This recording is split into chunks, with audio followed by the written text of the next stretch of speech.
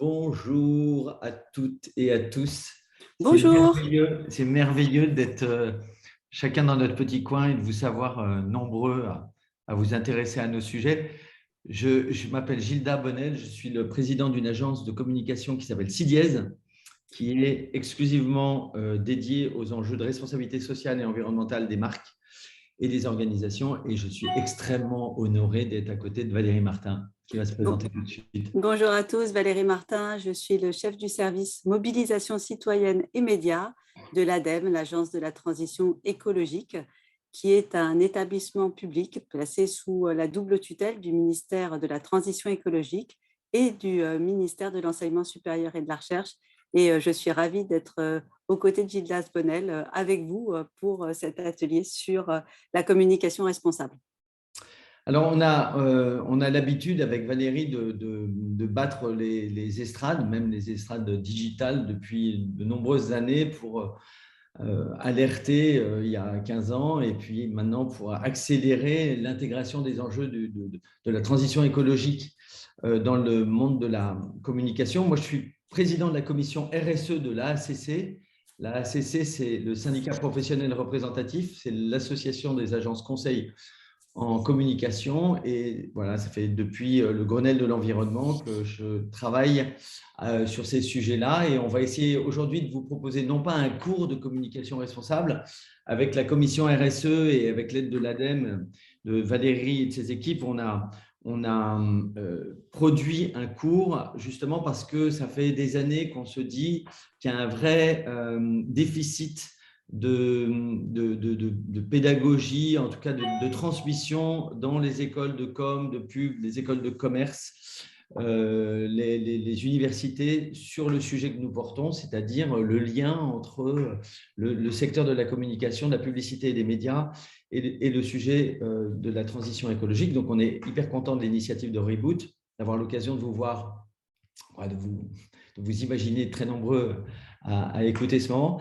Donc, on est là non pas pour vous faire le cours, c'est un cours qui est long, hein, il y a à peu près 170 slides et 4 heures de cours, c'est un support assez important, assez dense. On en a fait un extrait, on a fait quelques abstracts de façon à ce qu'on puisse vous préciser en fait de quoi il retourne, comment est-ce qu'on attrape ce sujet-là quand on veut en parler à des jeunes qui vont rejoindre, on l'espère, en tout cas moi je l'espère, notre secteur et notre industrie, mais aussi plus largement pour pouvoir sensibiliser, mobiliser, former les collaborateurs dans les agences de communication, mais aussi chez l'annonceur. Tu veux dire un petit mot là-dessus, Valérie, avant que je mette… Oui, peut-être. Franchement, je trouve que c'est un sujet important. C'est vrai que, comme tu le rappelais, ça fait de nombreuses années qu'on travaille sur le sujet. L'ADEME est également très investi puisque en 2007, on a publié le guide de l'éco-communication. En 2012, un guide anti-greenwashing. On a travaillé avec les personnes de la profession les plus engagées, Gildas par exemple, mais aussi quelques autres. Et en 2020, on a sorti en janvier 2020 le guide de la communication responsable que j'ai eu le plaisir de coécrire avec Mathieu Janich et avec Thierry Libart, qui interviennent également à Reboot. Là, le cours, c'est vraiment de pouvoir en donner une substantifique moelle qui soit directement utilisable par les étudiants au sein des cours. Et on a un besoin aussi de pédagogie parce qu'aujourd'hui, on n'avait pas suffisamment de matière partagée sur ces enjeux-là. Ce n'est pas la vérité absolue sur lesquelles voilà, on va vous asséner un certain nombre de choses. Ce cours est là aussi pour force d'être un objet de débat, d'échange.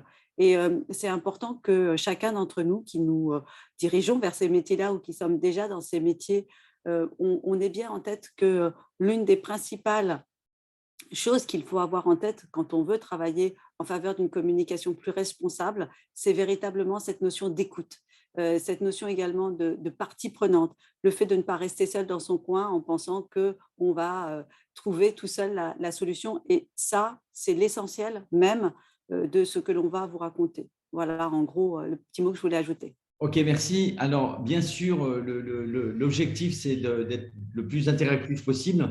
Donc, on va essayer de faire, d'aller jusqu'à 15 heures de façon à se garder 30 minutes de questions-réponses. Parce que à la fois, vos questions vont nous apprendre beaucoup sur votre sensibilité, là où vous en êtes dans votre compréhension des sujets, peut-être voir qu'il y a des trous dans la raquette, des sujets qu'on n'aura pas abordés. Bref, on y va et on vous raconte tout ça. Donc, c'est l'essentiel du cours qu'on vous présente ici, hein, de ce cours sur la communication responsable, qui est en plusieurs parties. Et en fait, on a voulu aborder les grandes controverses qui aujourd'hui interpellent le secteur de la communication et de la publicité, parce que la publicité, c'est la forme la plus saillante de la communication, on va y revenir. Et donc, on va analyser ensemble ces grandes controverses avant de voir comment se place et quel est peut-être le rôle du communicant aujourd'hui dans le monde tel qu'il va. Et d'abord, je vais laisser Valérie vous faire une petite vue d'avion sur ce que nous traversons collectivement, c'est-à-dire un monde en crise au pluriel. Alors, moi, je ne fais pas de vue d'avion, je tiens à le signaler, de vue de vélo, d'accord ? Allez, peut-être pour pouvoir essayer de repositionner les choses. D'abord, c'est clair, on le partage tous. Hein, vous êtes certainement très nombreux autour de l'écran à avoir lu les conclusions du rapport du GIEC Groupe 1 qui viennent de sortir. En tout état de cause, il y a une urgence à agir face aux enjeux terribles auxquels nous faisons face. Il faut que vous ayez en tête que le XXe siècle a vu se développer une société de consommation et qui a augmenté de façon très importante son prélèvement en matière de ressources naturelles. Concrètement, en 1900, pour fabriquer les produits dont on avait besoin, on était sur une consommation d'environ 7 milliards de tonnes de matières premières. J'appelle matières premières les métaux, les minéraux non métalliques, les énergies fossiles, etc. En 2015, nous avons consommé quelques 80 milliards de tonnes de matières premières, soit x11 en 115 ans. Si on continue sur notre lancée actuelle, on pourrait atteindre en 2060 environ 190 milliards de tonnes, soit x2 en 45 ans. Et ça, c'est proprement insoutenable. Aujourd'hui, nous n'avons pas les ressources pour permettre de consommer autant de matière. Or, le problème auquel nous devons faire face, c'est que la publicité, les offres promotionnelles, la mode, toutes les évolutions technologiques permanentes, hein, je pense par exemple à la téléphonie, au multimédia, etc., ça nous pousse aujourd'hui à renouveler nos biens extrêmement rapidement. Donc, on est bien dans un monde en crise qui nous dit, en gros, que ben voilà, on est dans le récit de la consommation immédiate, de la consommation qui véhicule l'idée que grâce à cette consommation, je vais pouvoir être heureux. Sauf que il faut quand même avoir en tête, juste 2 secondes, qu'il nous faut changer les choses.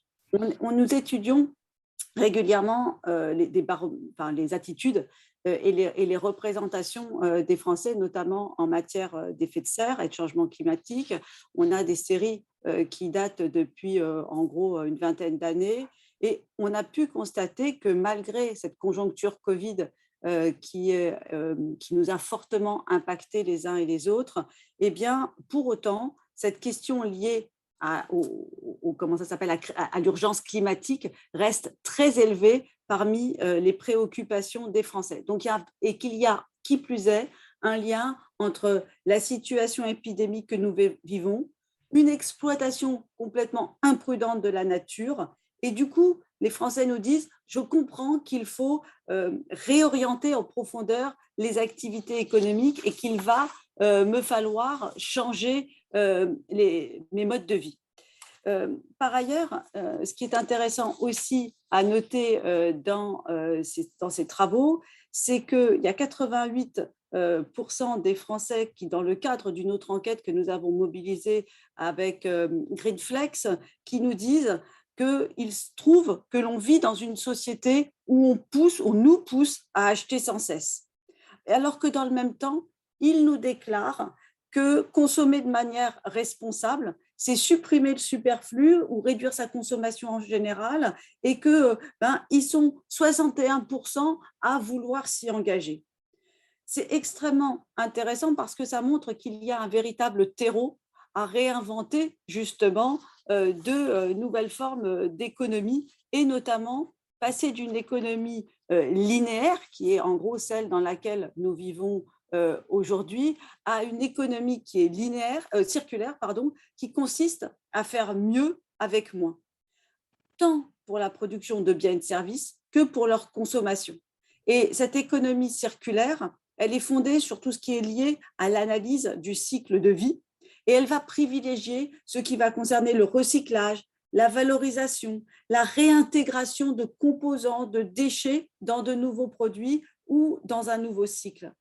Et pour nous, on a vraiment des opportunités fantastiques à développer cette économie plus circulaire avec, par exemple, des choses comme l'économie de la fonctionnalité. Je ne sais pas si vous en avez déjà entendu parler, qui est la promotion de l'usage d'un produit plutôt que sa possession. Je donne un exemple, par exemple, avec les chaussures Bocage, qui ont mis en place une offre permettant de louer des chaussures. Puis, tous les 2 mois, vous changez et eux, ils les remettent en état, etc. Et au bout de 2 passages ou 3, ils vont aller les mettre chez Eram dans un corner qui est bien identifié, puisque Bocage chez Eram, où on va vous indiquer que ce sont des chaussures de seconde main. C'est quelque chose d'intéressant parce que ça vous permet d'acheter moins de chaussures et même de consommer moins de chaussures, d'être aussi dans une réflexion par rapport à vos réels besoins. Et donc, ces types d'économie de la fonctionnalité, ce sont des choses qui permettent de s'inscrire dans ce modèle de plus grande circularité. Et en règle générale, ce type d'offre permet d'être adapté aux justes besoins. C'est un mot dont je vais beaucoup vous parler aujourd'hui, et je pense que Gildas aussi va le dire, pour aller dans une économie qui soit une économie plus sobre, plus solidaire. Il faut qu'on se réinterroge sur c'est quoi mon besoin, et que quand on est face à l'achat, on se dise en ai-je réellement besoin. Et ça, c'est quelque chose qui est important parce qu'on constate bien que les hommes, les femmes prennent conscience de plus en plus de leur rôle, qui peut être qui dépasse celui du simple consommateur, un rôle que bien souvent on a voulu leur faire jouer ou auquel on a voulu les réduire. Et aujourd'hui, ils réclament cette part de citoyenneté de plus en plus pour être des citoyens engagés, des citoyens collaborateurs, et bien sûr aussi des citoyens consommateurs. Et que ce soit au niveau national, territorial, il y a beaucoup d'acteurs socio-économiques, que ce soit des entreprises, que ce soit des collectivités publiques, des réseaux associatifs, mais même tout simplement la société civile, qui sont engagés dans ce type de démarches qui vont aller vers une plus grande sobriété. La seule chose, c'est qu'il convient sans doute de dépasser les seuls citoyens engagés, convaincus, ou les seuls acteurs pionniers dans notre secteur, par exemple, qui ont déjà pu œuvrer. Il est important que là-dessus, on puisse embarquer l'intégralité des citoyens, mais aussi des acteurs socio-économiques, et que donc on puisse leur proposer un nouveau contrat social gagnant-gagnant, mais également un nouveau récit global qui soit plus désirable et qui montre que oui, il nous faut couper par rapport à cette affirmation qui serait que la consommation, c'est le bonheur. Alors, par rapport aux études qui sortent, on voit bien que, c'est ce que je vous disais tout à l'heure, il y a une partie des consommateurs, et notamment, alors ils se trouvent les plus diplômés, mais c'est cette question-là, elle est aussi importante, qui disent souhaiter consommer moins et mieux. On l'a vu avec le baromètre Greenflex ADEME, on a une augmentation et on a un élargissement des types de personnes qui disent bah oui, il faut aller vers une consommation moins mais mieux. L'impact de la crise du Covid qu'on a connue, et notamment en 2020 avec l'arrêt, a été intéressant à ce titre, puisqu'on était à un moment où on pouvait véritablement réfléchir à ce qui était important dans la vie, et et pour cause, et à se concentrer sur nos besoins vitaux, manger, dormir, prendre soin de soi. Pour autant, on s'interroge sur le fait de savoir si la forme de frugalité subie qui a pu être faite à ce moment-là va véritablement perdurer. C'est intéressant parce que quand vous regardez ce qui a pu se passer à la fin de l'année 2020 notamment, ou à la fin du premier confinement tout simplement, les queues des personnes devant nombre de magasins qui avaient besoin de retrouver cette forme de consommation fait qu'on est dans un mouvement qui est double. À la fois, on déclare qu'on a envie de moins consommer et dans le même temps, on a beaucoup de gens pour qui ça reste eh bien, le modèle dominant. Je me dois d'aller consommer. Ces éléments-là sont intéressants. Ils nous montrent en tout cas qu'il y a une tendance, ils nous montrent qu'il y a une aspiration. Les résultats concrets montrent aussi que ça frémit, qu'il y a des choses qui se passent. Néanmoins, on a quand même encore une certaine divergence entre ce que l'on déclare et ce que l'on fait véritablement. Je rappelle juste aussi un chiffre parce que c'est intéressant, c'est que dans le baromètre ADEME Greenflex, il y a 83% des Français qui déclarent qu'ils aimeraient vivre dans une société de consommation qui prend moins de place. Donc vous voyez bien, on est toujours à un moment extrêmement important qui montre cette prise de conscience et pour autant, comment je fais pour m'engager. Alors là où c'est intéressant, c'est que bien évidemment, les Français dans cette même enquête, dans ce même baromètre de Greenflex ADEME, nous disent « Ok, j'ai compris, moi j'ai envie d'être dans le moins consommé, mais… » Ou le mieux consommé. Ou le mieux consommé, mais c'est bien simple, je ne vais pas pouvoir tout porter sur mes épaules, ni le faire tout seul. D'accord ?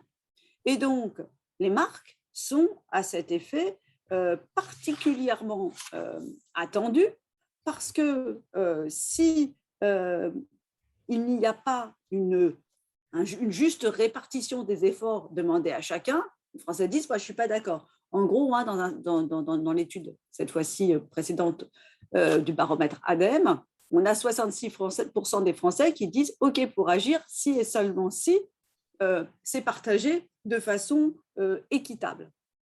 Là où je trouve que c'est intéressant par rapport à ce qui est montré, c'est qu'il y a quand même 56% des Français qui souhaitent que les marques s'engagent sur des sujets sociétaux, qu'il y en a 54% qui considèrent que, dans le même temps, que les marques, elles pourraient faire davantage. Et, c'est le slide d'après, elles sont également, tu veux bien changer de slide, s'il te plaît? Merci. Elles sont dans le même temps dans une certaine défiance vis-à-vis du discours des marques, puisque même si dans les derniers résultats du baromètre Greenflex ADEME, on voit bien qu'on a une légère remontée de l'indice de confiance, puisqu'on passe de 27% à 31%, néanmoins, 30% de confiance dans les marques, ça reste extrêmement bas. Et aujourd'hui, plus que jamais, les Français sont particulièrement sensibles et sensibilisés aux questions de greenwashing, à tout ce qui est ripolliné en vert. D'ailleurs, je vous invite à regarder aussi une des tribunes que Gildas a publiées dans Stratégie, qui montre que quand même, on croule gentiment sous une nouvelle vague de publicité verte. Donc, si on a envie que la confiance en les marques puisse remonter, ce n'est pas à grands coups de publicité verte qui ne serait pas, j'allais dire, transparente, sincère, humble, qu'on va pouvoir faire progresser les choses. Il y a véritablement une attente forte et les Français, pour le moment, ils disent « je doute quand même de l'emballement vers le toujours plus vert ». Donc, formule globalisante, promesses disproportionnées, autres allégations abusives, attention, les consommateurs ne sont absolument plus dupes. Mais alors, face à ces enjeux, quel est notre rôle à nous, communicants ? Ce qu'il y a d'important à noter, c'est que tout d'abord, il s'agit pour la communication de bien se repositionner par rapport à l'action globale que que les entreprises mettent en place. Aujourd'hui, on voit naître beaucoup des entreprises à mission, on parle beaucoup de la politique RSE, etc. Il ne faudrait pas penser que la place du modèle de la communication et plus spécifiquement du modèle publicitaire ne soit pas à revoir intégralement également. Il faut vraiment qu'on s'interroge. Alors, vous allez me dire, voilà, 2020, 2021, il y a eu pour le modèle notamment publicitaire peut-être moins d'investissement. Je rappelle juste quand même au passage qu'en 2019, on était dans un modèle publicitaire qui pesait grosso modo 30 ou 34 milliards d'euros. La question aussi de l'ensemble des messages qui sont portés est posée, et notamment les messages que la communication va véhiculer avec des représentations qui sont contraires à la transition écologique.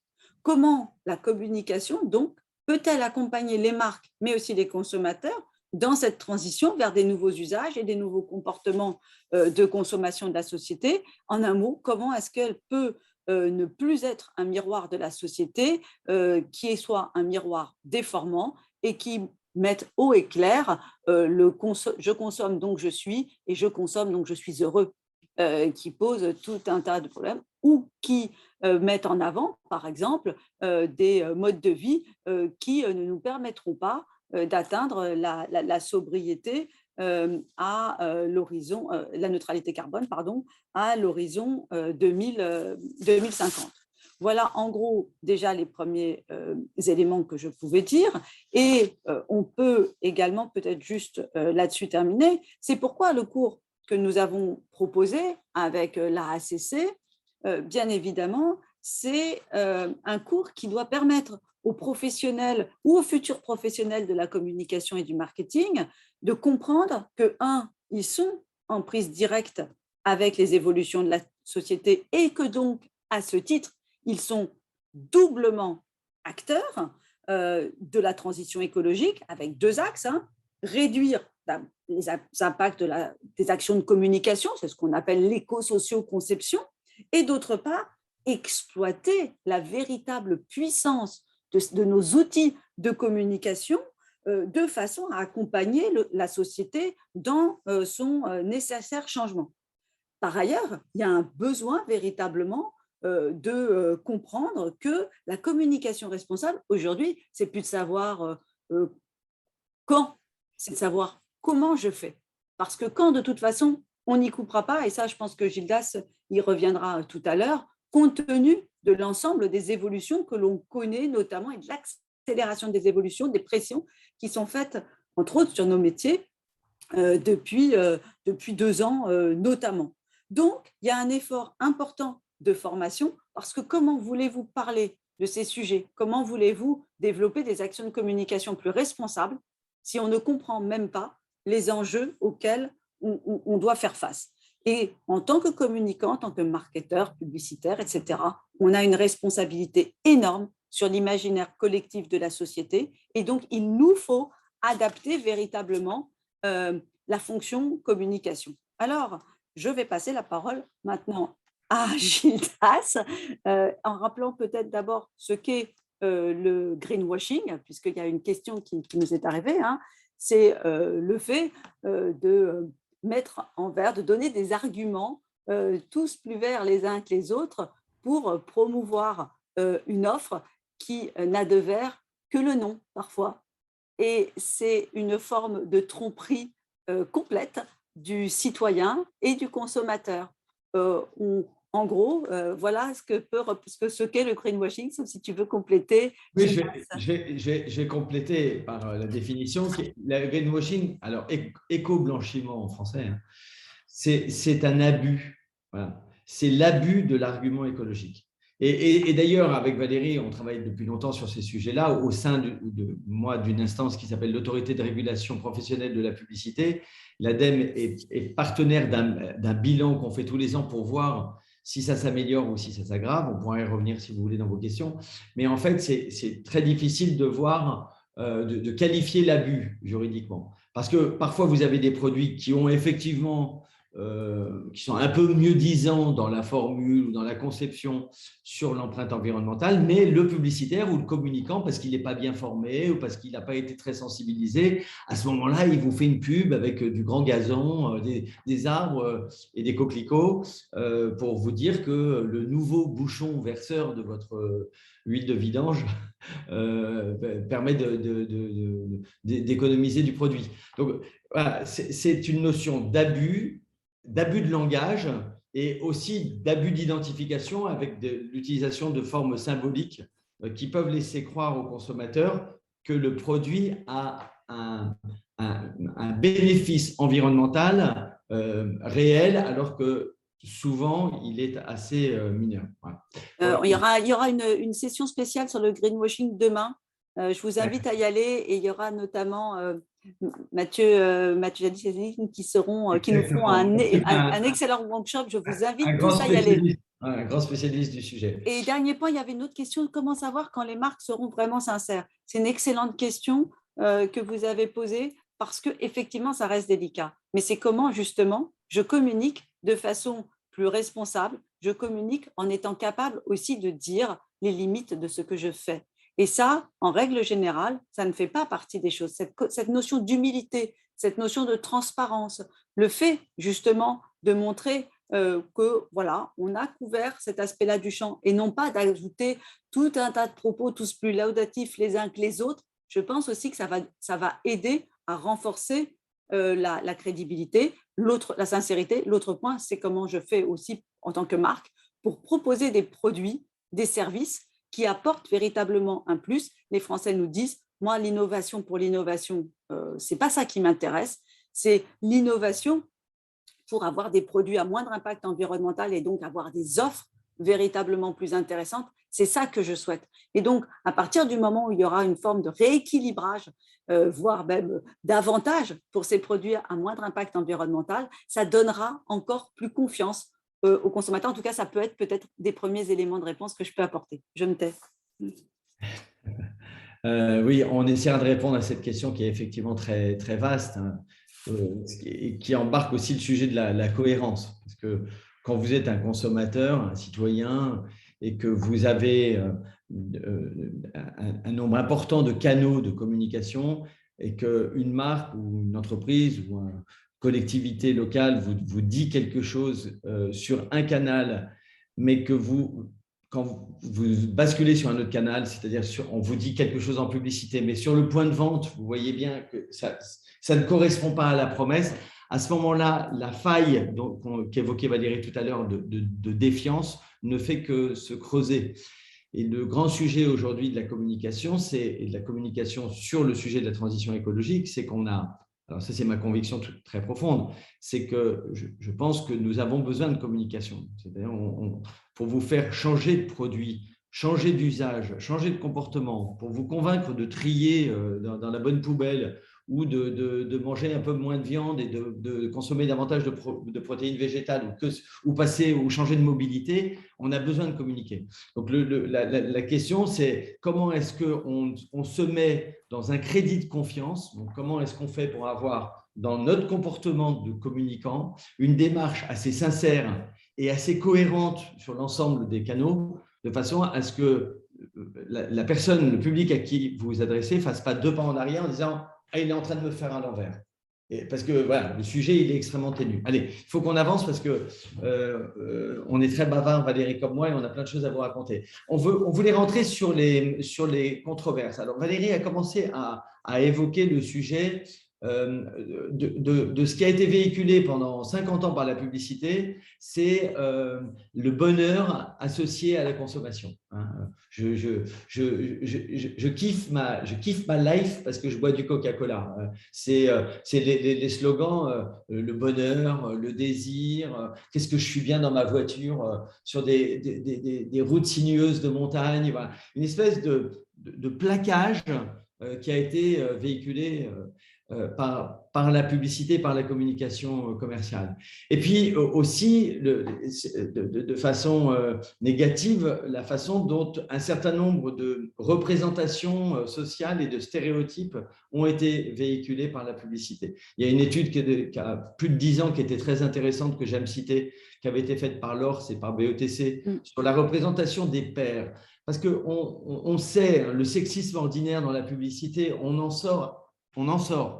Mais quand on se retourne en arrière et qu'on se souvient des publicités sur Babette, je la lis, je la fouette et après elle passe à la casserole, on se dit mais de quel monde on vient, voilà, de quel inconscient collectif on arrive, mais on a aussi des stéréotypes dans tous les genres. Et le stéréotype qui est très marrant à observer, en tout cas intéressant à observer, c'est la façon dont les pères sont toujours ridicules dans la publicité. C'est-à-dire qu'un père avec un bébé, le bébé, il lui fait toujours dessus. Donc, voilà, on est créateur de représentation sociale et donc c'est un point extrêmement important. Il y a une autre controverse qui est tout à fait intéressante, c'est le rapport à la liberté. C'est-à-dire qu'aujourd'hui, on sent bien, en tant que citoyen et consommateur et collaborateur, on sent bien que on est en droit de douter sur l'information objective que je reçois. J'en reçois plein, je suis poursuivi par des emails ou des SMS parce que j'ai été voir une canne à pêche sur un site, il y a des pop-up qui s'allument tout le temps. Donc, on a le sentiment que la communication, le marketing s'est immiscé dans tous les canaux et me poursuit dans les rues. C'est le deuxième point, c'est-à-dire la grande controverse de quel est le contrat social qui a été passé et par qui pour que les murs de la ville, pour que la cité soit pleine de discours commerciaux. En fait, qui en a donné l'autorisation? Et il y a beaucoup d'associations qui, comme RAP, Résistance à l'agression publicitaire, ou les déboulonneurs, qui disent mais on n'a pas choisi ça et on n'a pas envie d'être confronté en permanence à un certain nombre de plus en plus grand. En tout cas, on a la perception aujourd'hui, parce qu'on a une sensibilité qui a augmenté, sur le fait que c'est trop et on se sent envahi par la publicité et la communication. Et puis, il y a la sphère privée, je l'ai évoqué à l'instant, c'est-à-dire le fait qu'on a l'impression que même dans son PC ou dans son Mac, on est poursuivi par des messages publicitaires et on voudrait pouvoir y échapper. La troisième controverse qui nous intéresse dans le cours, et elle est essentielle en ce moment quand on parle du climat, c'est le lien entre communication et consommation excessive. Alors, on y reviendra peut-être un peu plus tard, mais dans ce qui est en train de se passer depuis 2 ans, c'est-à-dire qu'on a vu monter le sujet, mais même depuis le Grenelle de l'environnement, sur le lien entre consommation et émissions de gaz à effet de serre et déchets et ponction des ressources dont parlait Valérie tout à l'heure. Et on a beaucoup de mal aujourd'hui, le législateur, dans la réglementation, a beaucoup de mal à définir ce qu'est une consommation excessive. Parce que finalement, quand vous faites une étude de consommateurs, vous en parlez avec des copains autour de vous, il y a des gens qui vont vous dire « ça va, j'ai 4 écrans à la maison, ça va, c'est normal, on a 2 télés, une tablette. » Bon, et finalement, est-ce que c'est trop ou est-ce que c'est pas assez? Donc, c'est vraiment une question qui va être posée par notre société aujourd'hui. Et donc, quel est le rapport qu'on entretient, les marques et nous, les communicants, avec ce sujet-là? Et donc, c'est tout ce qui est associé aujourd'hui dans le modèle de la communication au sens large au déstockage, au solde, au Black Friday. Est-ce qu'une marque qui prône une relation responsable à ses consommateurs et à la société tout entière peut continuer à faire des super soldes sur Black Friday? Et puisque vous parliez tout à l'heure de sincérité, est-ce que l'on est très sincère quand tout au long de l'année, on dit qu'on est une marque responsable, très investie, très engagée pour diminuer son impact environnemental, et tout d'un coup, pouf, on balance des soldes monstres, on fait des animations puissantes, on vous canarde sur les réseaux sociaux. Voilà, là, il y a une dissonance qui est extrêmement forte. Je regardais vos questions au fur et à mesure. Oui, le cours sera disponible dans les ressources. Je dis ça, j'en sais rien, mais j'imagine que oui. Allez, je galope encore un peu. La quatrième controverse, et elle est importante, et je sais que dans les débats qu'il va y avoir ailleurs sur Reboot, ça va être la grande question de la gouvernance, c'est-à-dire de la régulation, la réglementation. Est-ce qu'aujourd'hui, le système que nous avons en France, qui est une autorité de régulation professionnelle, c'est-à-dire c'est de la soft law, c'est le fait que les publicitaires, les médias et les marques mettent de l'argent. Moi, j'ai une agence de communication et je contribue de plusieurs milliers d'euros tous les ans à participer à ce qu'il y ait à peu près une quinzaine de juristes qui, tous les jours, contrôlent le fait que les publicités correspondent bien à la réglementation. D'aucuns pensent, je vais être très honnête avec vous, que c'est copain coquin et qu'en fait, il faudrait une autorité de l'État et qu'il faudrait qu'il y ait une autorité indépendante. Et voilà, on a un gros sujet de discussion là-dessus. Est-ce que l'État sera plus efficace? On n'en sait rien dans la façon de financer et d'organiser cette régulation. Puis se pose la grande question de la sanction. Et je pourrais y revenir si vous voulez dans vos questions. Est-ce que c'est suffisant de donner un avis négatif et de demander à ce qu'une campagne ne soit plus publiée alors qu'elle a déjà pendant 10 jours couvert les murs de la ville? C'est un vrai sujet. Je répondrai à vos questions, mais je pense quand même qu'aujourd'hui, la régulation marche bien parce qu'aucune marque n'a intérêt à un dérapage de réputation. Ça va tellement vite sur les réseaux sociaux.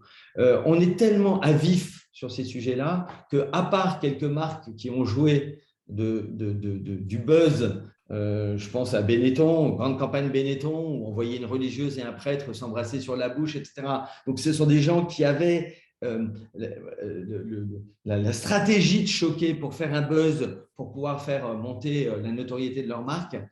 On a des dérapages, mais qui sont, encore une fois, et on le partage, je pense, avec Valérie, dus à un problème de formation et de sensibilisation des professionnels. Peut-être pas que ça, il y a aussi le fait, je pense qu'il est important de noter qu'on a une profession, certes, qui n'est pas encore complètement sensibilisée. On peut voir, par exemple, des publicités qui ont été condamnées au jury de déontologie publicitaire et qui, pour autant, sont récompensées dans un prix qui est très connu. Et ça montre bien qu'aujourd'hui, on a véritablement besoin de se rendre compte que ça nuit à la confiance que l'on peut avoir dans les marques, ça nuit à la confiance qu'on peut avoir dans la communication. Tu cites souvent le c'est de la com, qui aujourd'hui n'est pas très positif. C'est du mensonge, c'est du vent. Voilà, c'est du vent et qui, moi, me pose véritablement question, alors que justement, le fait de travailler dans des optiques d'une communication plus responsable permet aussi de retrouver quelque chose de plus important, un nouveau métier, une nouvelle direction, un nouveau sens à nos métiers. Ça permet aussi de s'engager dans des pratiques qui soient plus compatibles avec celles de la transition écologique. L'autre point que tu soulèves, c'est la condamnation, le fait que ce qui pose problème également aujourd'hui, c'est le fait qu'il n'y ait pas suffisamment de publicité, entre guillemets, sur ces condamnations, même si dans le même temps, et je pense que demain dans l'atelier, ce sera un sujet qui sera largement abordé, de plus en plus de citoyens s'engagent aussi et dénoncent les publicités. Alors, peut-être pas toujours au jury de déontologie publicitaire, mais sur les réseaux sociaux, c'est une certitude. Et je crois que ça s'appelle le troller greenwashing ou troller washing. J'ai oublié le nom savant qui est associé. Mais en tout état de cause, ça fait partie des choses sur lesquelles il ne faut pas se tromper. Le fait que les gens soient de plus en plus éduqués nécessite aussi qu'il y ait une exigence renforcée sur la régulation. Mais l'État aussi est dans la loi à trancher. Je te laisse continuer. Oui, alors ça m'amène au contexte actuel. Il y a eu on a vécu un vrai tunnel, une accélération en tout cas des sollicitations des parties prenantes de la communication. Le rapport de Thierry Libart et de Géraud Guibert à Brune Poisson à l'époque sur le lien entre publicité et transition écologique a été un vrai déclencheur. Ce rapport pointe un fait très important qui est que le secteur de la publicité, de la communication et des médias était le seul secteur d'activité à ne pas publier le chiffre de ses émissions carbone et de ne pas avoir fixé une ambition de diminution. Alors, c'est un sujet assez complexe parce que quand on réfléchit aux émissions carbone, donc à l'impact climat d'un secteur d'activité, on regarde finalement son cycle de production, de distribution, d'utilisation et de fin de vie de ses produits. Or, nous, dans nos métiers, on est un métier de service, on n'a pas d'usine, on n'a pas vraiment de production. On va y revenir avec l'éco-conception, Valérie en dira un mot tout à l'heure, mais finalement, l'impact majeur, c'est l'impact dont on parlait, c'est l'impact sur les usages, les comportements des gens. On influence les comportements. On les influence à la fois par des représentations sociales, achète une grosse voiture de 2 tonnes et tu seras heureux, ou mange un peu moins de viande et sois plus gourmet, achète-en moins souvent mais de meilleure qualité et de l'élevage français et découvre des recettes avec de la protéine végétale. Bref, on influence d'un côté ou de l'autre. Et quand on doit faire la mesure carbone de nos activités, c'est très rapidement l'impact carbone de la consommation des Français. Il n'y a pas du petit cours de yoga au coin de la rue qui a mis des petites affichettes sur la boulangerie jusqu'à l'énorme marque qui fait de la grosse pub à la télévision. De toute façon, à un moment donné, tout ça génère une forme de consommation. Donc, nous, notre sujet aujourd'hui, c'est d'être en mesure très rapidement, donc on est en phase de test d'un certain nombre de calculateurs pour pouvoir mesurer à la fois l'impact carbone de nos agences. C'est assez vite fait hein, parce que c'est des bureaux, de l'énergie, un peu d'eau, du transport collaborateur. C'est assez rapide à faire. On a très peu, on utilise du papier, des PC, mais bon, c'est assez facile à faire. Ensuite, on a l'impact environnemental de notre production. Ça devient beaucoup plus smart parce que production, il y a ce qu'on imprime, il y a les événements qu'on crée, puis il y a tout le digital. Hein. Et derrière le digital, il y a tous les flux. Et puis, donc, il y a toute la diffusion auprès des médias. Et donc, c'est ça qu'on est en train en ce moment de préparer et qui a été demandé dans ce rapport Thierry Libart, Géraud Guibert. Mais le législateur, pardon ? Et dans la loi. Et dans la loi, mais le législateur est allé plus loin. Le législateur, il a commencé à demander à ce qu'on interdise la publicité sur des produits qui sont trop impactants en termes d'émissions et entre autres sur les énergies fossiles.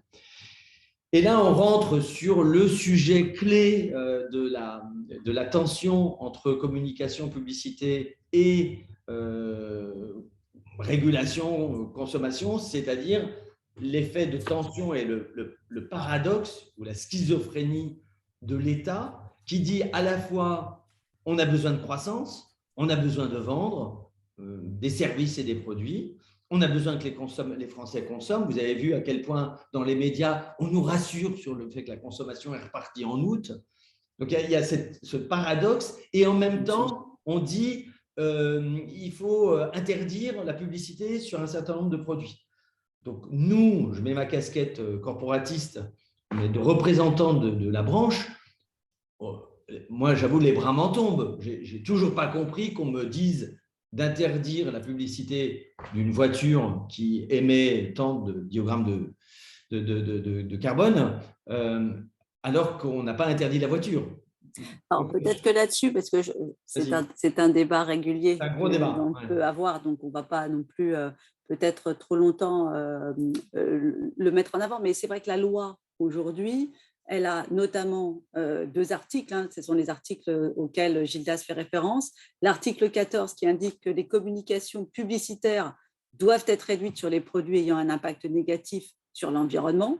Donc ça, c'est clair qu'aujourd'hui, il y a déjà une action sur ces questions publicitaires de façon à ce que l'intégralité des représentations, l'ensemble des messages qui alimentent régulièrement notre imaginaire collectif puissent aussi, disons, être modifiés, changés.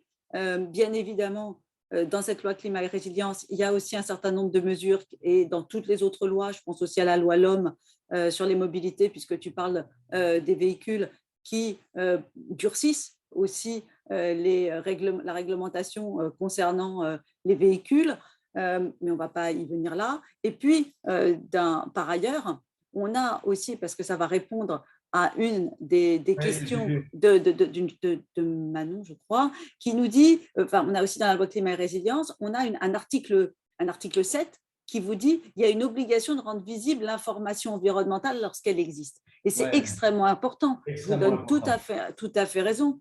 Aujourd'hui, on connaît un peu la sensibilité des Français. On arrive un peu à mesurer la façon dont ils sont engagés, les pratiques qu'ils peuvent mettre en œuvre. Autant vous dire que quand on parle de pratiques liées à la mobilité, on atteint des niveaux qui sont beaucoup moins importants en termes de déclaration que quand dans les mêmes déclarations, ils nous disent « moi, je trie mes déchets » ou « moi, je n'achète que des légumes de saison ». Voilà, on est sur des actes qui sont beaucoup plus complexes. Mais non seulement on connaît ça, mais aussi il est clair que si on ne modifie pas l'information qui est faite aux consommateurs, cela ne fonctionnera pas.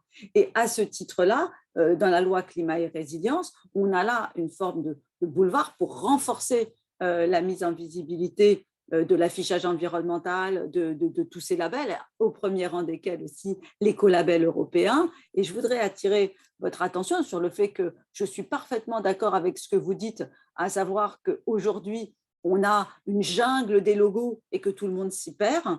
Nous, de notre côté ADEME, on a publié des travaux justement qui mettent en avant les meilleurs labels sur la base d'une étude qu'on a faite auprès de 400 labels qui existent. Je pourrais vous donner, si ça vous intéresse, le lien vers la page considérée. Et par ailleurs, on travaille avec certaines régies publicitaires, alors, par exemple TF1, France Télé, avec lesquelles on a un travail d'échange, puisque ces régies publicitaires souhaitent développer des formes d'écrins publicitaires pour les produits à moindre impact environnemental. Et on a, dans ce cadre-là, fourni un cahier des charges qui cite les labels que l'on reconnaît. Certains, on précise les niveaux de pollution qu'il peut y avoir, parce que je vous rappelle qu'il y a certains véhicules qui se targuent d'avoir le moins d'émissions possible et qui, pour autant, sont des gros machins extrêmement lourds et vraiment très, très lourds. Donc, comment fait-on on a fait des propositions pour justement pouvoir mettre en avant des véhicules qui sont corrects du point de vue des émissions de CO2. Voilà. Ça concerne également les différents labels sur des produits, y compris sur certains produits financiers, et qui permettent ainsi aux régies publicitaires de dire, voilà, je vais sélectionner tel ou tel produit de tel ou tel annonceur qui me fait la demande d'être dans cet écran publicitaire, et en plus, je lui demande de mettre en avant le label en question. Et par ce mouvement-là, vous avez à la fois la promotion de produits à moindre impact environnemental, et en plus, vous avez une publicité ou une information renforcée au sujet des labels qui sont les meilleurs à ce jour, parce que bien évidemment, toutes ces choses-là évoluent. Donc, il y a véritablement besoin aujourd'hui de continuer à travailler dans ce sens. Et par ailleurs, on a tout un tas d'affichages obligatoires. Je pense par exemple au dernier né qui est l'indice de réparabilité, où l'on essaye de faire davantage connaître ces indices, de cet indice de réparabilité, d'en expliquer les éléments pour que justement les Français puissent comprendre que c'est vers ce type d'affichage qu'il faut qu'ils aillent et non pas vers des affichages avec des petites feuilles ou avec des petites fleurs vertes qui montent dans tous les sens, que l'on retrouve quand même chaque année dans le cadre de l'analyse du bilan ADEME ARPP. Voilà, mais je te laisse la parole, Gildas, parce que c'est un sujet extrêmement important que celui de l'information du consommateur. C'est un très gros sujet et je me mets un peu à votre place pour ceux qui nous rejoignent dans cette communauté de sens et de sensibilité. Peut-être qu'on embrasse un peu trop de sujets à la fois, mais vous voyez à quel point c'est un monstre à 10 têtes, quoi. On a besoin, et je comprends à la fois le législateur qui a besoin de réguler, de cadrer, parfois d'interdire, parce que de temps en temps, il faut tordre le bras du marché. Moi, je suis plutôt d'accord sur cette idée.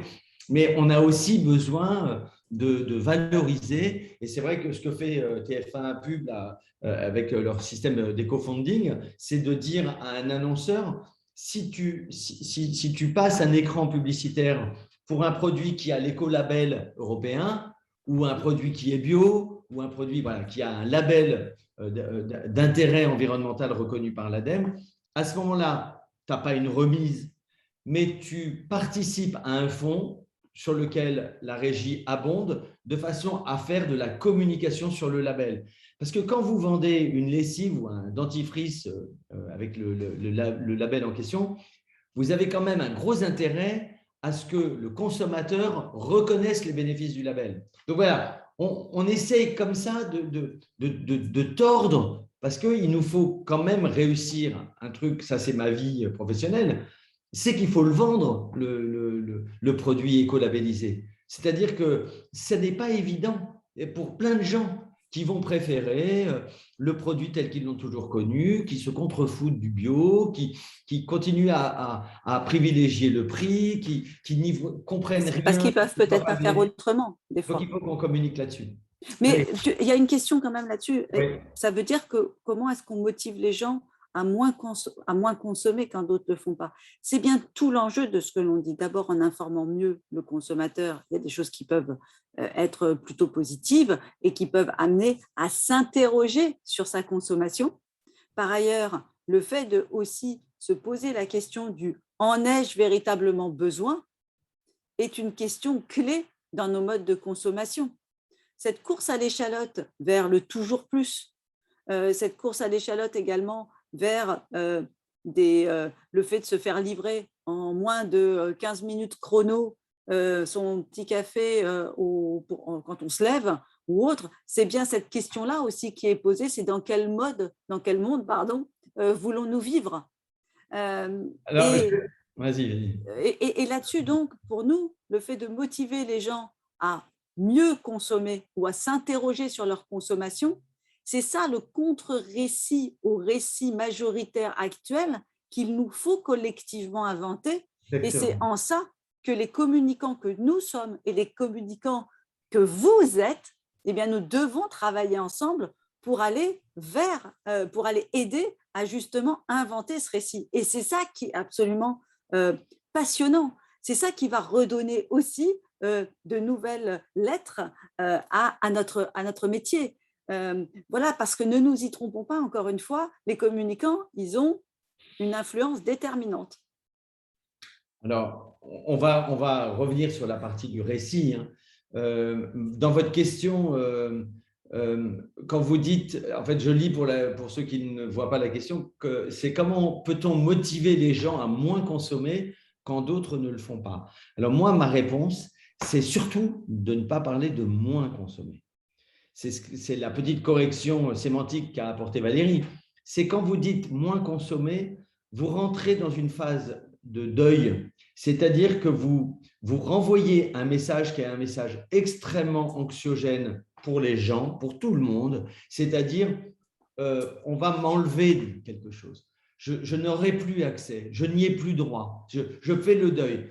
Aujourd'hui, dans le véganisme, par exemple, ou voilà, de changement quand vous changez de mobilité et quand vous passez de la voiture au vélo, il n'est pas question de vous dire vous n'avez plus de voiture, mon pauvre garçon, quoi. C'est comment est-ce que je vais te faire découvrir comment la vie en ville, c'est mieux, c'est mieux sans.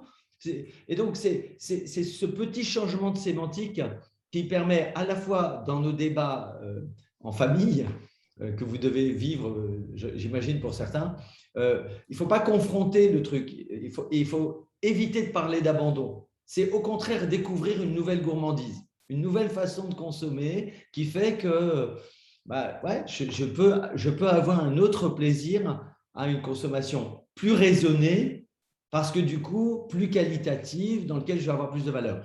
Et du côté des marques et des entreprises, nous, les communicants qui travaillons là-dessus, on doit absolument proposer que ça soit de la valeur supplétive. Et donc, il faut de l'expérience dans la relation en plus.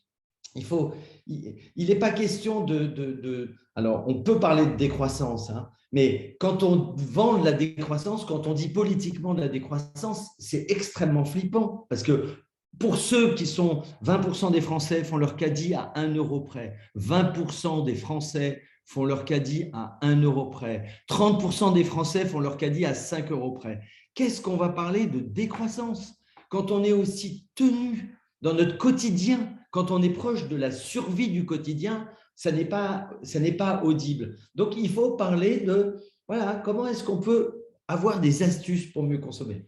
Peut-être que là-dessus, c'est aussi important. Il ne s'agit pas de créer une fracture dans la société qui ferait croire que la transition écologique, c'est bon pour une certaine catégorie de personnes. Pour les bobos, les urbains, les CSP+. Voilà. Et exactement. Pour nous, c'est important, là aussi. La transition écologique, elle va se faire avec tous et pour tous, sinon elle ne se fera pas.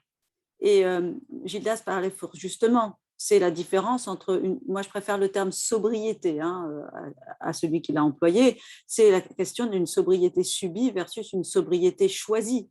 Aujourd'hui, il y a certaines personnes qui peuvent être dans cette réflexion d'une certaine forme de sobriété, d'autres ne le peuvent absolument pas. Pour autant, vous nous avez demandé à un moment, mais les marques, qu'est-ce qu'elles peuvent faire pour accompagner ce mouvement-là? C'est aussi cette réinvention d'offres, de nouvelles façons justement de consommer. J'ai parlé tout à l'heure de l'économie de la fonctionnalité ou de ces formes de consommation plus circulaires qui offrent véritablement là des possibilités qui sont encore très insuffisamment exploitées. Et c'est ce changement de rapport à la consommation et donc à la fois à nos attentes et à la fois à l'offre qui vont être absolument déterminantes. Mais en tout cas, dans nos propos, dites-vous bien que nous avons besoin de réfléchir à un modèle de société globale qui permette d'aller vers un modèle plus sobre. On a véritablement un besoin aujourd'hui que tout le monde puisse s'engager dans ce type de réflexion, de travaux. Il y a des marques qui aujourd'hui essayent de réfléchir au développement de ce type de nouvelles offres. C'est clair, c'est un chemin qui n'est pas évident, c'est un chemin qui a besoin d'être accompagné parce que forcément, ça réinterroge les fondamentaux même de l'entreprise, ça réinterroge une entreprise et des modèles de rémunération qui sont des modèles de rémunération fondés sur le volume. Donc forcément, pour un certain nombre de...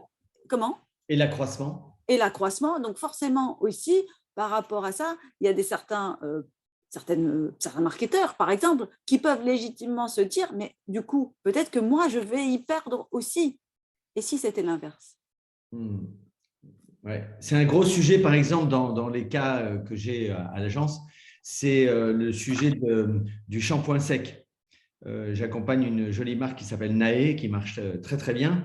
Mais quand vous vendez du shampoing sec, eh bien, le petit pavé de shampoing dure 2 fois plus longtemps. C'est-à-dire que vous en achetez 2 fois moins que la bouteille de shampoing traditionnelle. Pour le retailer, c'est-à-dire pour le distributeur, c'est une perte de chiffre d'affaires de son rayon.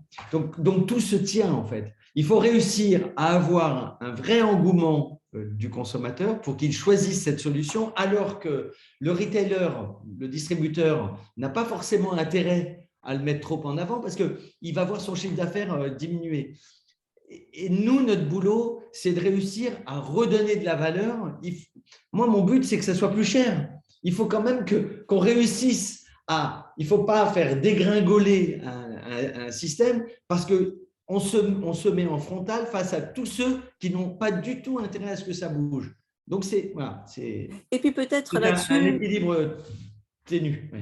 Après, là-dessus, je pense aussi que dans le cadre des travaux qu'on peut mener et d'une plateforme qui s'appelle Réussir avec un marketing responsable.org, où on essaye et pour lequel on va lancer là demain notre appel à candidature, on met en avant un certain nombre de démarches, justement, marketing, qui sont beaucoup plus compatibles avec les sujets sur lesquels on échange en ce moment, et pour lesquels on a besoin et on a nécessité d'échanger de façon à pouvoir créer aussi des nouvelles offres, de façon à pouvoir faire discuter ensemble cette profession. Je pense là aussi que c'est absolument indispensable d'être dans le partage et dans l'écoute de ces parties prenantes pour pouvoir inventer de nouveaux modèles. Nous, avec Gildas, on n'a pas la réponse toute faite, on serait ravis, hein, mais ce n'est absolument pas le cas. Et c'est en ça qu'il nous faut collectivement inventer non seulement les récits alternatifs, mais aussi les offres alternatives, bref, construire ensemble ce nouveau récit, sachant que l'intégralité du monde culturel doit s'investir aussi là-dedans. Là, on a parlé de communication, on a parlé de publicité, mais on pourrait vous parler de l'ensemble des séries télévisées, des films, on pourrait vous parler, bien évidemment… L'information, de l'éditorial. Exactement, des médias. On n'a pas le temps, mais on peut tenir toute la journée sur le sujet. On n'a pas le temps, tellement pas le temps, Valérie, que je te propose on s'est promené, on est bien avec vous, mais il y a des questions qui sont super et j'aimerais qu'on y réponde. Donc moi, je vais vous proposer qu'on aille très vite. La grande responsabilité, c'est nous, les communicants, qu'on soit dans une entreprise ou conseil de l'entreprise, on a une responsabilité à dire aux marques, vous allez mourir. À un moment donné, si vous ne bougez pas, si vous ne vous adaptez pas à une nouvelle demande, si vous ne revoyez pas votre business model, les gens s'en foutent parce que 70% pour les consommateurs, si les marques disparaissent, c'est pas grave, ils n'y sont pas très attachés en fait. Et en plus, le consommateur est en train de faire des vrais mouvements et des vrais arbitrages, donc on a cette responsabilité de les bouger. Ensuite, je le dis, tu le dis, ça. Vas-y, c'est toi. Alors, accompagner les consommateurs sur les comportements, on l'a évoqué. C'est passionnant, je vous jure, c'est passionnant parce qu'on passe notre temps à jouer avec le paradoxe et la schizophrénie de chacun. Hier, j'intervenais aux assises du journalisme. Regardez ce qui se passe dans la façon dont on change de comportement sans se rendre compte. On parlait de l'impact des médias. Aujourd'hui, les jeunes, moi, mes enfants, quand ils me téléphonent en FaceTime. Qu'est-ce que ça veut dire, quoi? C'est-à-dire que les usages, les comportements évoluent. C'est dramatique en termes d'impact environnemental par rapport à un coup de fil, de faire un FaceTime juste pour se dire ça va, tu as passé une bonne journée. Mais on doit gérer en fait des comportements et des dissonances que nous avons tous. Si l'humanité est belle, si on est des mammifères sensibles et intelligents, c'est parce qu'on est plein de paradoxes. On dit qu'on veut changer, on déclare qu'on veut faire comme ça, et puis vous savez bien, vous n'êtes pas en face de moi pour que je vous fasse lever le doigt pour savoir qui a acheté quelque chose sur Amazon, mais c'est malheureux, mais on a des ruptures, des dissonances cognitives. Donc ça, c'est un sujet hyper important, c'est comment est-ce qu'on les dépasse. Et puis, ce dont parlait Valérie à l'instant, c'est prendre la part à l'écriture de ces nouveaux récits, parce que quand on est sur les murs de la ville, quand on est sur les écrans publicitaires qui parlent à vos parents ou à vos grands-parents, parce que vous êtes peu à regarder la télévision chez les plus jeunes, ça a quand même un impact. Et donc, voilà, il faut absolument qu'on change les représentations. Mais on en a déjà parlé. Tu veux redire un point avant qu'on prenne Non, mais je pense que le point d'après Ouais. va permettre de répondre Ok, à la alors, question. Alors, comment on s'y prend? Et ouais. surtout, mais c'est quoi cette communication responsable dont on vous parle depuis le début? Et ça fait écho à la dernière question qui vient de nous être posée. Est-ce qu'une éthique de la communication, alors, est-ce que c'est un devoir de communicant de poser des barrières à ce qui peut se faire ou non? Eh bien oui, aujourd'hui, la communication responsable, c'est une responsabilité qui est à la fois celle du communicant et de son organisation sur le fond. Et ça veut dire que tout l'enjeu de la communication responsable, c'est qu'elle soit une communication qui ne fasse pas de la responsabilité un simple thème de communication. Ça déjà, il faut qu'on en soit tous intimement persuadés, sinon ça ne marchera pas. Mais que ce soit une communication qui soit en capacité de prendre ses responsabilités dans un contexte de transition écologique. Donc oui, c'est un devoir de communicant de poser des barrières à ce qui peut se faire ou non, d'où l'importance d'avoir cette formation. Parce que sinon, on n'est pas en mesure d'aller argumenter, d'aller expliciter à ceux qui vont nous proposer la mise en avant de tel ou tel produit ou de telle action de communication, pourquoi eh bien, ce qu'ils proposent n'est absolument pas cohérent avec la logique globale, par exemple, que l'organisation veut mettre en place, qui est celle d'une organisation plus responsable. Dans notre livre sur le guide de la communication responsable, qu'on a fait donc avec Thierry Libart et puis Mathieu Janik, on a une définition que je vais essayer de vous livrer et vous allez voir, elle est tout à fait compatible avec ce qui est écrit aujourd'hui. C'est une communication qui est plus sensible aux enjeux écologiques, qui est davantage à l'écoute des habitants de notre planète. C'est une communication qui s'interroge autant sur sa manière de délivrer les messages qu'à leur contenu, et c'est une communication qui intègre la notion d'urgence. En un mot, c'est une communication qui permet véritablement de s'appuyer sur la réalité même et du produit et de l'organisation dont elle va faire la promotion. Ça, c'est déjà un premier point qui est indispensable.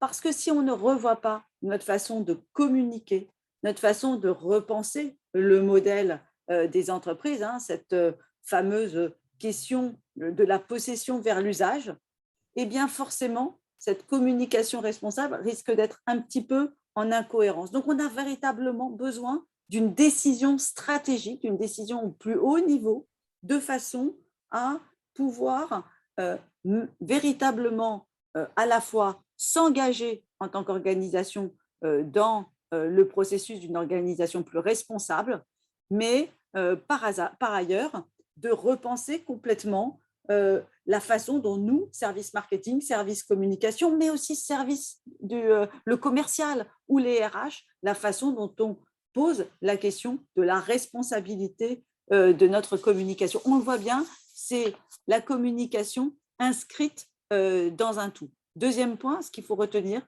c'est que la communication responsable, c'est une affaire de tous les instants qui nous concerne tout, et c'est donc sur l'ensemble du spectre à 360 degrés. C'est donc vraiment une démarche globale, ça c'est important, et qui va impliquer l'ensemble de nos activités. Et ça, je pense que c'est quelque chose sur lequel nous avons besoin de nous pencher. Dans les facteurs clés de succès pour que cette communication soit plus responsable, bien sûr, il y a la question de l'engagement sur les messages, dans le respect des enjeux environnementaux, sociétaux, économiques qui sont les autres. Mais il y a aussi, parce que c'est un point important, cette ouverture aux parties prenantes. On a également l'efficacité et la pertinence des actions, parce que ce n'est pas parce qu'on va faire d'une communication responsable qu'il faut qu'on fasse une communication plan-plan, gnangnan et complètement abscon. Elle doit être percutante aussi, elle doit avoir ces mêmes velléités. Et enfin, c'est une communication qu'on est en capacité d'évaluer. Ça, je pense que la question de l'évaluation est absolument indispensable. Donc, pour répondre à votre question, une action concrète qu'on devrait mettre en place, c'est justement de réfléchir à un certain nombre d'indicateurs qui vont nous permettre de mesurer les progrès que nous avons réalisés, de faire déjà un petit peu un point zéro de la situation. Déjà ça nous permet de voir où nous en sommes et de pouvoir calibrer un plan d'action avec des priorisations. Sur la forme, c'est le slide d'après. Attends, je voudrais quand même, pour que tout le monde comprenne à quoi tu réponds, c'est une dernière question qui dit, est-ce que vous avez une action concrète que nous devrions mettre en place demain dans nos organisations? Si vous voulez bien, outre, compléter en disant de quelle organisation vous parlez, parce que moi, je pense qu'effectivement, la mesure carbone, c'est ballot, hein, mais c'est vachement utile. Quand vous faites la mesure carbone de votre activité, vous réalisez très vite les trous dans la raquette. Vous voyez très bien où on a des fuites dans notre organisation. Donc, moi, je parlerai aussi beaucoup de ça. C'est si vous êtes une agence ou si vous êtes conseil, je pense que c'est très important. Il y a plein d'outils dans le guide qu'on va vous vendre à la sortie de cette conférence pour y répondre. Et par ailleurs, sur la forme, ça veut dire qu'il y a des choses très concrètes qui sont aussi à faire. Ne pas montrer de comportement contraire à la transition écologique. Par exemple, un truc tout bête. Quand on veut illustrer le bien-être, bien souvent, on va voir par exemple des gens autour d'un barbecue. Eh bien, je vous le donne en mille. Sur le barbecue, vous avez des montagnes de viande, en règle générale, destinées à nourrir au moins une population 3 fois supérieure à celle que vous êtes sur la dite photo ou autre autour de la table. Et vous avez de la viande, vous n'avez absolument pas, ou alors vraiment voilà, de légumes qui sont mis en avant. Ça vous paraît tout bête comme représentation, mais ça fait partie des choses où on essaye d'équilibrer davantage. De même, quand on parle de véhicules, bien souvent, vous avez, alors les choses essayent de bouger un peu, mais un mâle blanc, dominant, autosoliste, en un mot seul, derrière son volant, le volant de sa voiture. Ça aussi, c'est une image que vous allez donner. En général, elle est très grosse, la voiture. Et puis, quand on le met devant une maison, on va mettre une maison qui est une maison individuelle avec un très grand jardin. Tout ça, on le sait, en matière de ville plus résiliente, ce n'est pas compatible du tout. Voilà, je vous donne 2-3 petits exemples, mais comment on fait pour justement modifier la façon dont on va montrer des comportements qui sont favorables à la transition écologique. Comment on va témoigner aussi de la diversité culturelle. Comment on va lutter contre les stéréotypes, les biais cognitifs. Et puis, globalement, comment on va faire aussi pour inventer ce fameux contre-récit dont je vous parlais tout à l'heure, ce contre-récit collectif qui doit être le nôtre, celui qui nous unit pour justement le rendre plus désirable et permettre de signer la fin du récit dans lequel nous sommes aujourd'hui. On aurait été plus sérieux, on aurait eu le temps de parler d'éco-conception. Oui, mais c'est fichu. On n'a pas le temps. Juste peut-être un mot là-dessus. Ouais. La seule chose que vous devez retenir sur l'éco-conception, c'est qu'il faut toujours vous poser la question de la pertinence de l'action. Ai-je besoin de communiquer ou non? C'est une question qui vous paraît bête. Je suis communicant, donc je communique. Non, on se pose la question de la pertinence de l'action. Et puis, globalement, on a aussi une approche globale le plus en amont possible de l'action que l'on va faire, parce qu'on a décidé que c'était nécessaire, parce que les choses qui sont faites à la dernière minute, forcément, ça rate et ça nous empêche d'avoir une communication qui soit éco-conçue. Et enfin, dernier point, c'est une communication qui, quand on veut s'engager à réduire l'impact environnemental et social de ces actions, c'est une communication qui embarque toute l'équipe, parce que bien souvent, la lumière vient des échanges qu'il peut y avoir au sein des équipes. Voilà, je me tais pour cette partie-là. Voilà, je vais nous obliger à répondre à vos questions dans les 15 dernières minutes.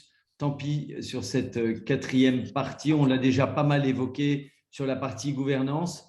Petite publicité sur le guide de la communication responsable sorti par l'ADEME, ressorti par l'ADEME, nouvelle publication, et je crois qu'il y a une prochaine version qui arrive bientôt, mais vous ne pouvez pas ne pas avoir ce guide. Voilà. Voilà, si le sujet vous intéresse, il y a tout dedans. Et toute la partie éco-conception est très développée et les sujets qu'on a abordés sont dedans très détaillés. Alors, sur la partie éco-conception, je voudrais quand même répondre à une des questions, je les pioche dans le désordre, mais quelqu'un disait, mais quand je fais une communication web, comment est-ce que je fais pour être moins émetteur? Alors, je vous invite à lire les bouquins de Frédéric Bordage, qui est un grand spécialiste. Aujourd'hui, les régies pub sont en train de réfléchir. Il y a des formats qui sont 20, 30 fois plus émetteurs que d'autres. Tous les formats streaming, toutes ces vidéos qui se déclenchent. Bon, il y a vraiment matière et vous retrouverez dans le guide un certain nombre d'éléments et de références qui vous permettront d'y retourner. Il y a une question, Valérie, ici, pendant que j'ai le bâton de parole, qui m'a beaucoup touché. C'est l'homme a peur, Alan qui dit l'homme a peur du changement, comment le convaincre? Alors, peut-être, alors la question est magnifique, peut-être en partant d'un autre postulat, c'est que nous sommes aussi des mammifères qui adorons l'aventure, qui adorons la conquête, qui adorons le mouvement. On est capable il y a quand même des tarés qui vont conquérir l'espace, qui mettent des centaines de milliers de dollars juste pour voir la Terre d'en haut, quoi. On est une espèce aussi, on est une espèce vivante qui aime aussi l'aventure. Et pour revenir au récit, moi, je promets l'épopée. Et il y a Pierre Radin qui disait cette phrase que j'aime beaucoup, qui disait « Il nous faut aimer ce siècle ». Et je pense que, pour avoir une petite touche d'espoir, qu'il ne faut pas trop s'arc-bouter sur « oui, nous sommes des êtres de rituels, c'est incroyable, les gens ne changent jamais de lessive, par exemple ». Ouais, on achète la lessive que sa maman avait.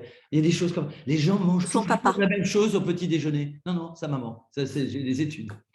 On mange toujours la même chose au petit déjeuner. C'est dingue. Toujours. Bon, on est des êtres de rituel, mais nous sommes aussi fondamentalement des êtres de mouvement, de conquête et d'épopée. Donc, quand on fait de la communication plus responsable, eh ben, il faut toujours se dire qu'on peut proposer un nouveau voyage. On peut proposer de nouvelles curiosités. On peut dire, allons voir, allons goûter, ayons une autre expérience.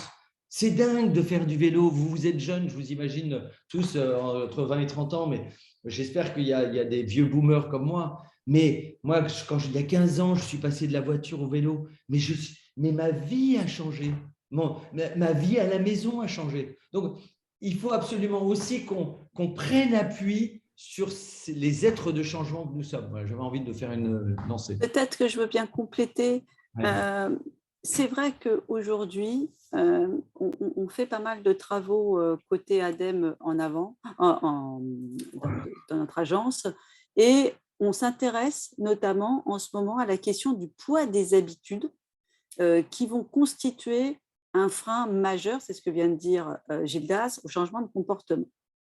Pour autant, et là-dessus, si ça vous intéresse, je pourrais vous mettre le lien vers l'étude que l'on a menée qui s'appelle « Les événements de vie comme opportunité pour encourager des pratiques éco-responsables ». Le premier bébé, par exemple. Voilà, et où là, en fait, on a exploré des moments de vie, des événements qui sont susceptibles d'engager des changements pérennes dans nos pratiques quotidiennes. Attention en positif ou en négatif sur la protection de l'environnement.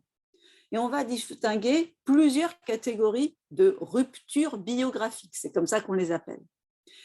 Aujourd'hui, les ruptures choisies, et qui sont donc en général les ruptures le plus souvent anticipées, et qui vont inviter à des changements de pratiques pérennes, ça va être l'arrivée d'un enfant, le déménagement, l'émancipation du foyer parental, la retraite. Et là-dessus, c'est extrêmement intéressant de voir comment ce sont des moments de vie durant lesquels on va avoir une capacité d'effet levier pour avoir des pratiques plus respectueuses de l'environnement, notamment parce que, par exemple, pour l'arrivée d'un enfant qui n'a pas envie de lui offrir le meilleur, qui n'a pas envie d'être vigilant, notamment par rapport à des problématiques de santé, et donc tout ce qui est lié à l'alimentation, à tout ce qui va concerner sa toilette, mais également ses vêtements, La question de la mobilité va être également posée, et pas nécessairement toujours dans un côté favorable, hein, puisque, par exemple, ça va peut-être vous inciter, alors que vous n'aviez pas de voiture, à vous poser la question d'une voiture. Voilà, en tout cas, ça fait partie des moments de rupture biographique où il y a une capacité à aller interpeller et à pouvoir générer un certain nombre de pratiques plus favorables à l'environnement.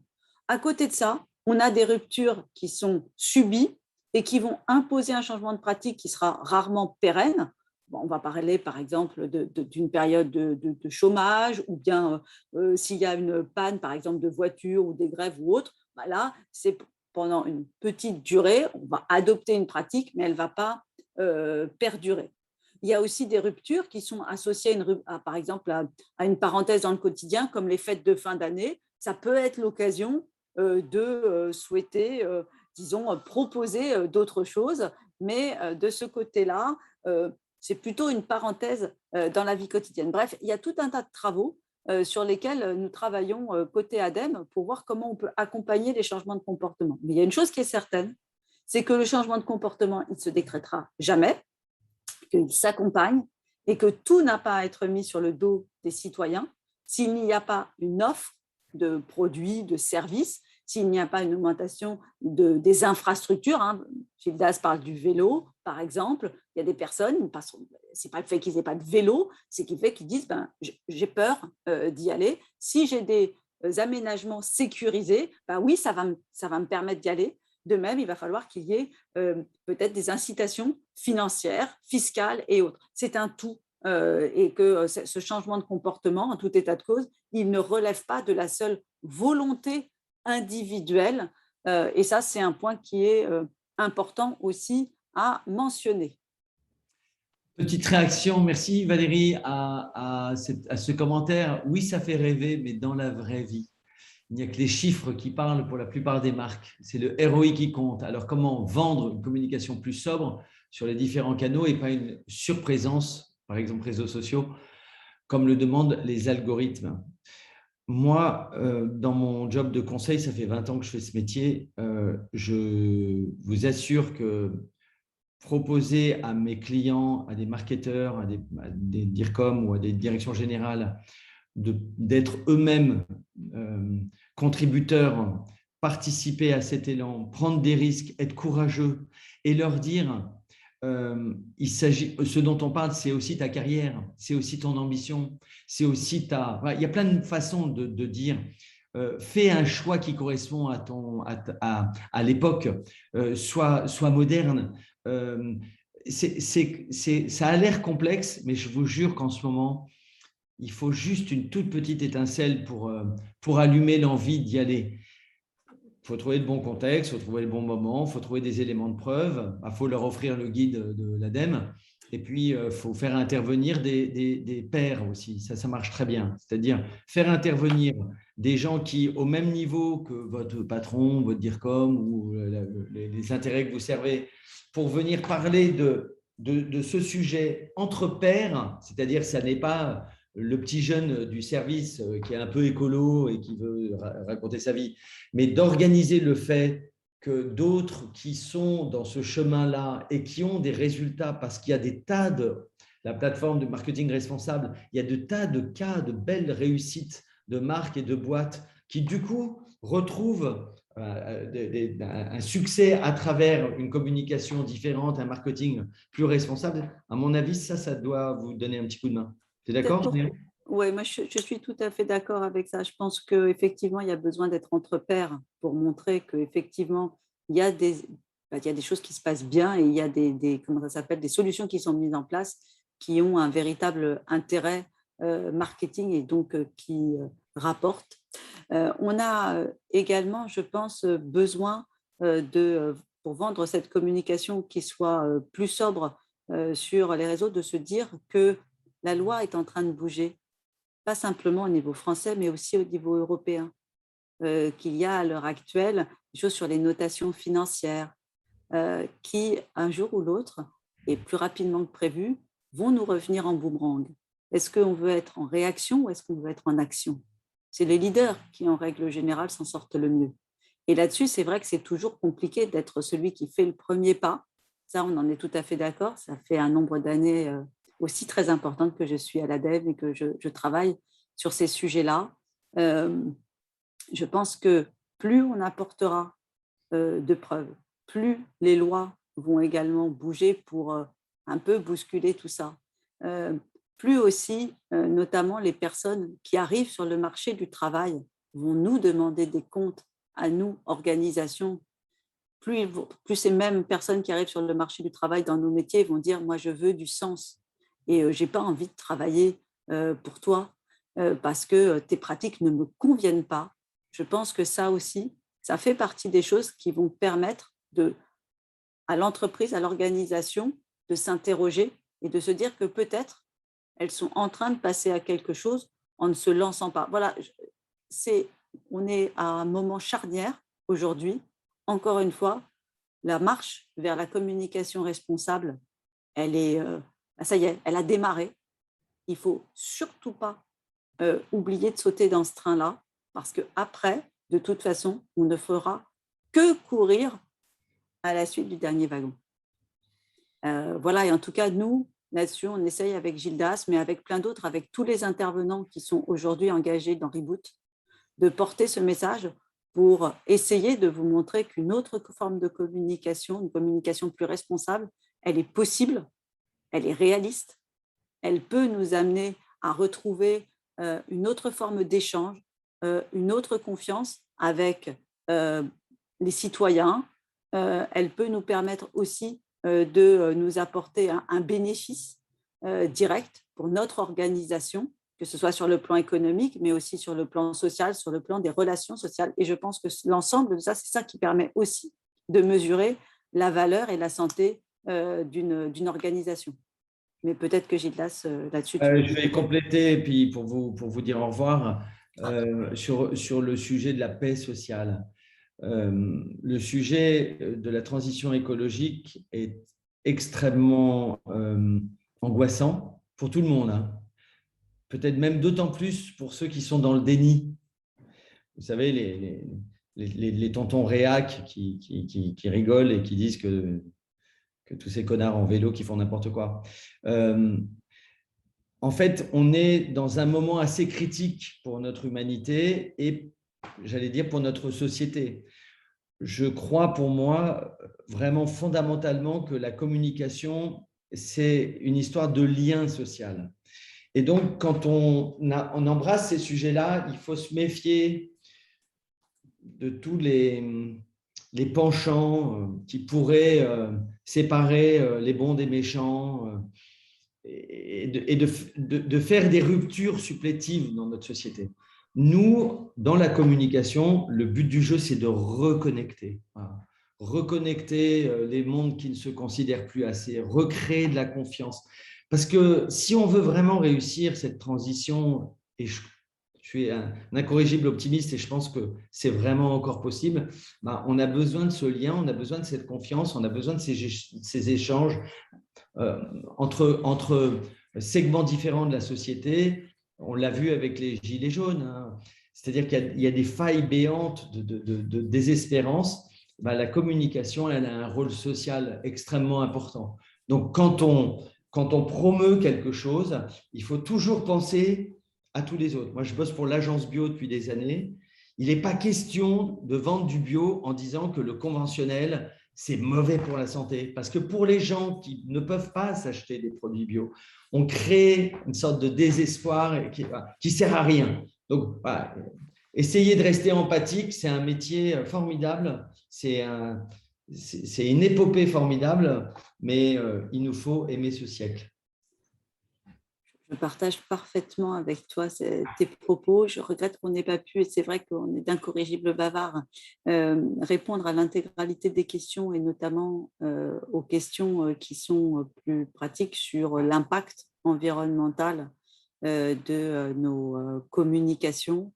Euh, Là aussi, il n'y a pas de réponse absolue, que ce soit dans des études quantistes qui ont été faites pour la poste sur papier versus digital, qui est un gros sujet, que l'on parle de pub web ou de print dans un grand journal de PQR et autres. C'est tout l'enjeu des travaux qui sont en cours à l'heure actuelle, mais il n'y aura pas de réponse absolue, c'est ça qui est bien ou c'est ça qui est bien. Tout dépend aussi, je l'ai dit au début, de réfléchir avec des méthodes qui sont basées sur le cycle de vie. Quels sont les objectifs de ma communication? Cette communication est-elle indispensable? Est-ce que c'est ce vecteur-là qui est le meilleur pour pouvoir toucher les publics qui sont les miens? De disposer également des datas nécessaires pour pouvoir connaître l'impact environnemental de telle ou telle solution. C'est à cette condition-là que l'on sera en capacité de répondre si oui ou non le fait de passer par du papier, par du web, par tel type d'opération de mobilisation de type street marketing ou autre, etc., c'est mieux d'un point de vue environnemental ou autre. Je pense qu'il y a des choses qui sont, comme l'a dit Gildas, qui sont beaucoup plus, qui sont en devenir et sur lesquelles on a véritablement besoin de travailler, de progresser ensemble. Et ça, là-dessus, il est urgent de pouvoir affiner. On avait lancé des travaux avec Gildas en 2012, on avait essayé de faire des ACV de publicité ou autre. Les mentalités n'étaient pas assez mûres. Aujourd'hui, on est dans un contexte complètement différent, près de 10 ans après, où on sent que véritablement, là, on a une envie d'une partie de la profession de bouger, de comprendre. Et le fait de disposer de ces données, ce sera autant d'éléments d'information qui permettront de prendre les bonnes décisions. Voilà, peut-être c'était juste le petit complément que je voulais faire sur les 2-3 questions qui étaient plus précises autour de l'éco-socio-conception et auxquelles je voulais répondre.